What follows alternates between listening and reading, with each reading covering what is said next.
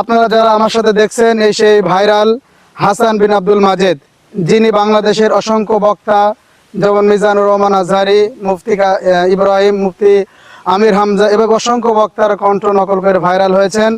আমরা সেই হাসান বিন আব্দুল মাজেদের কাছে এসেছি তার সেই ভিন্ন কণ্ঠে আলোচনা শোনার জন্য। আসসালামু আলাইকুম। ওয়ালাইকুম আসসালাম রাহমাতুল্লাহ। হযরত আপনি কেমন আছেন? আলহামদুলিল্লাহি রাব্বিল আলামিন, ভালো আছি আলহামদুলিল্লাহ। জি, আমরা শুনেছি আপনি অসংখ্য বক্তার কণ্ঠ নকল করতে পারেন, এটা কি আসলে সঠিক? জি, আপনি কি একটু আমাদের বা আমাদের শ্রোতাদের জন্য কিছু শোনাবেন কয়েকটা বক্তব্য? হ্যাঁ অবশ্যই অবশ্যই ইনশাআল্লাহ। জি, তাহলে আমরা শুরু করি। তো আসলে আমি আপনাদের সর্বপ্রথম যে বক্তার সুরটা আমি আপনাদেরকে নকল করে শোনাতে চাচ্ছি সেটা হলো সারা বাংলার আলোড়ন সৃষ্টিকারী একজন মুফাসসির মাওলানা মুফতি আমির হামজা হাফিজাহুল্লাহ। উনি যখন কোরআনের ময়দানে আলোচনা করে, আপনারা খেয়াল করে শুনবেন যে উনি এইভাবে আলোচনা করে। কোরআন প্রেমিক ভাইরা, আল্লাহ পাক রব্বুল আলামিন পৃথিবীর জমিনে আমাদেরকে পাঠিয়েছে। কেন পাঠিয়েছে এটা আমরা সবাই জানি। আল্লাহ রাব্বুল আলামিন ডাক দিয়ে বলে, হে পৃথিবীর মানুষেরা, আমি রব্বুল আলামিন পৃথিবীর জমিনে তোমাদেরকে পাঠিয়েছি। আমি আল্লাহ সৃষ্টি করেছি, সৃষ্টি করার একটা উদ্দেশ্য আমার আছে। আল্লাহ রাব্বুল আলামিন বলে, ওয়া মা খালাকাতুল জিন্না ওয়াল ইনসা ইল্লা লিয়াবুদুন। জিন এবং মানুষ রে শুধুমাত্র আমি আল্লাহর দাসত্বের জন্য বানিয়েছি। এই কথা বলে না কেন?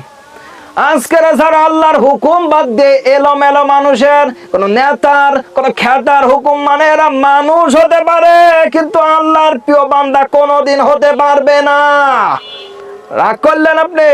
না ভাই, রাগ করা যাবে না। দ্বিতীয় নম্বরে যেই কণ্ঠটা আমি আপনাদেরকে এখন শোনাবো, তিনি আসলে আমাদের দুনিয়ায় এখন বেঁচে নাই।